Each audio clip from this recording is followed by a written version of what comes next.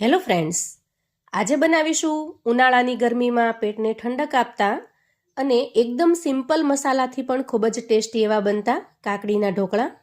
સૌથી પહેલા આપણે અહીંયા લઈશું 2 મીડિયમ સાઇઝની કાકડી અને કાકડીને પાણીની અંદર ખૂબ સારી રીતે ધોઈ લઈએ. હવે આપણે આ રીતે એક પ્લેટ લઈ એના ઉપર ખમણીને સેટ કરીશું. ખમણીના જે દાંતા છે એ મીડિયમ સાઇઝના હોય એવી આપણે ખમણી પસંદ કરવાની છે. એટલે કે કાકડીને જ્યારે ખમણીએ ત્યારે એનું ખમણ બહુ ઝીણું પણ ન થઈ જાય અને બહુ જાડું પણ ન રહે એવી મીડિયમ સાઇઝની ખમણી આપણે અહીંયા પસંદ કરેલી છે. હવે આ ખમણી વડે આપણે કાકડીને ખમણી લેવાની છે. આ રીતે આપણે કાકડીને ખમણીને તૈયાર કરી લીધી છે.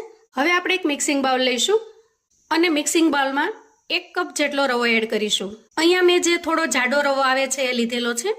તમે જાડો કે ઝીણો કોઈ પણ રવો લઈ શકો છો. 1 કપ રવો એડ કર્યા પછી આપણે અહીંયા 2 ચમચી જેટલો બેસન એડ કરવાનો છે અને બેસન અને રવાને સારી રીતે મિક્સ કરી લઈએ. હવે બધું જ મિક્સ થઈ ગયું છે. આ સ્ટેજે આપણે દહીં લઈશું અને મોટા 2 ચમચા જેટલું દહીં આપણે રવાની અંદર ઉમેરીશું. દહીં અહીંયા મોળું છે એટલે મેં 2 ચમચા જેટલું લીધેલું છે. તમારી પાસે જો ખાટું દહીં હોય તો 1 ચમચો જ લેવાનું.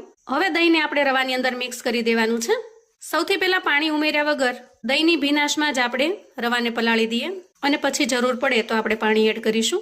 રવાના ઢોકળાની અંદર દહીંની ક્વોન્ટિટી થોડી વધારે હોય તો ઢોકળા ખૂબ જ સરસ બનીને તૈયાર થાય છે. હવે જુઓ, અહીંયા મિક્સ કરતાં થોડું પાણી ઉમેરવાની મને જરૂર લાગે છે, તો 3 થી 4 ચમચી જેટલું પાણી એડ કરીશું અને આ કન્સિસ્ટન્સીમાં આપણે બેટરને બનાવીને તૈયાર કરવાનું છે. જરૂર જણાય તો થોડું પાણી તમારે વધારે એડ કરવાનું, પણ આ રીતે રવો સારી રીતે પલળી જાય એટલું આપણે પાણી એડ કરવાનું છે.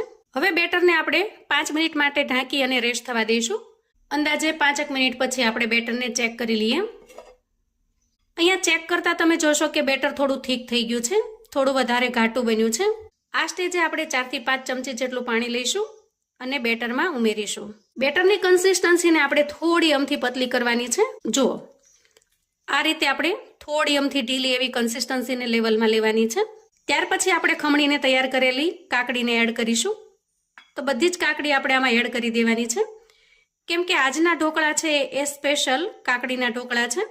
અસહ્ય ગરમીની અંદર જ્યારે પેટમાં બળવા માંડે અથવા તો મસાલાવાળું કશું ખાવાનું પસંદ ન આવે ત્યારે તમે આ કાકડીના ઢોકળા બનાવીને તૈયાર કરી શકો છો. એકદમ સરસ પેટમાં ઠંડક આપે એવા બનીને તૈયાર થાય છે. હવે કાકડીના બધા જ મિશ્રણને આપણે પહેલા બેટરની અંદર મિક્સ કરી દઈએ. તો કાકડી બેટરની અંદર સારી રીતે મિક્સ થઈ ગઈ છે. હવે આપણે આમાં મસાલા કરી લઈશું. રેસીપી એકદમ સિમ્પલ હોવાથી મસાલા પણ થોડા ઘણા જ જશે. એકદમ સિમ્પલ રીતે બનશે. 1 ચમચી જેટલી આદુ અને મરચાની મેં અધકચરી પેસ્ટ બનાવેલી છે, એને ઉમેરીશું.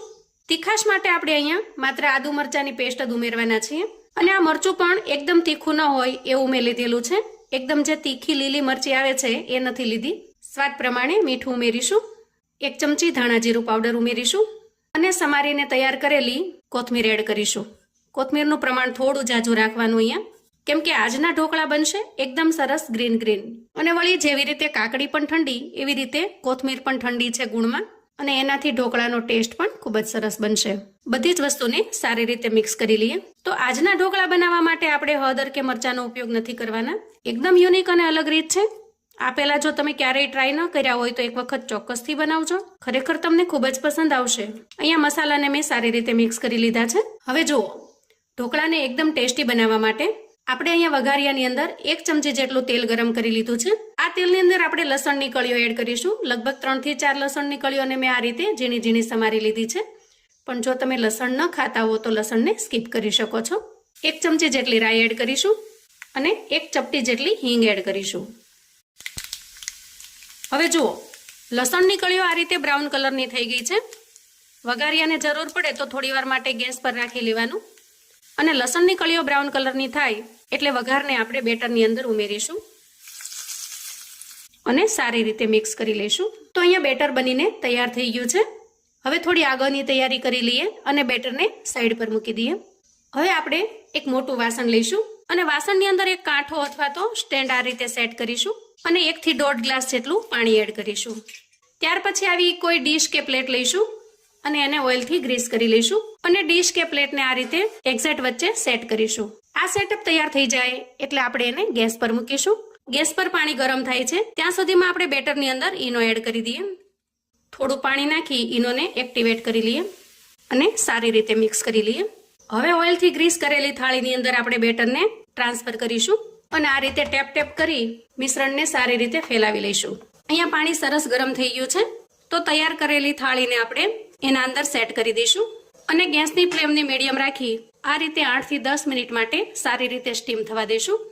અંદાજે 8 મિનિટ પછી આપણે ઢાંકણ ખોલીને ચેક કરી લઈએ. જો એકદમ સરસ તૈયાર થઈ ગયા છે. હવે આપણે થાળીને બહાર કાઢી લઈશું અને થોડી વાર માટે ઠરવા દઈશું. તો અહીંયા થાળી ઠંડી થઈ ગઈ છે. સૌથી પહેલા આપણે કિનારી છોડાવી લઈએ અને પીસ કરી લઈએ.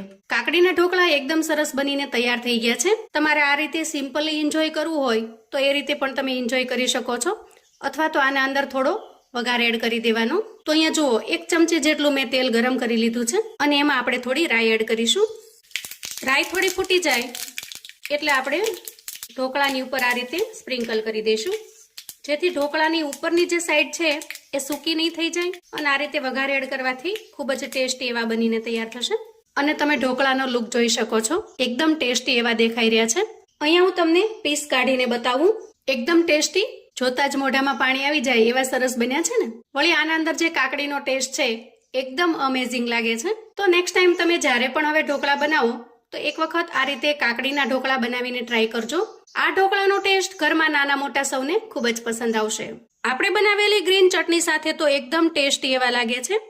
આને તમે ટોમેટો ચટણી, ટોમેટો કેચઅપ કે પછી ચાની સાથે પીરસી શકો છો.